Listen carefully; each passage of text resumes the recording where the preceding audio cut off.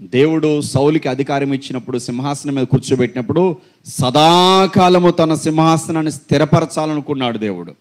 అంటే తనకు దేవుడిచ్చిన ఆశీర్వాదము సదాకాలము తన జీవితంలో, తన కుటుంబంలో ఉంచాలనుకున్నాడు దేవుడు. ఎంత మంచి దేవుడు అండి ఆయన.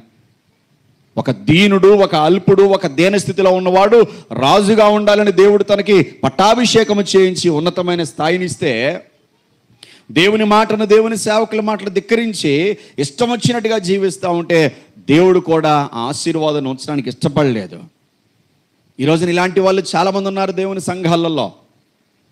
దేవుని మాటలు వినబడుతుంటే, దేవుని వాక్యం వినబడుతుంటే, దేవుడు సేవకుడు నిలబడి దేవుని పక్షంగా నిలబడి మాట్లాడుతూ ఉన్నప్పుడు ఆ మాటలు విని, ఆ వాక్యం నేర్చుకొని బయటికి వెళ్ళిన తర్వాత ఆ వాక్యం అంతా కూడా త్రోసివేసి ఇష్టం వచ్చినట్టుగా ప్రవర్తిస్తూ ఉన్నారు, ఇష్టం వచ్చినట్టుగా జీవిస్తూ ఉన్నారు, సాతానుడు చెప్పినట్టుగా జీవిస్తూ ఉన్నారు. అందువలన జీవితాన్ని శాపగ్రస్తం చేసుకుంటున్నారు.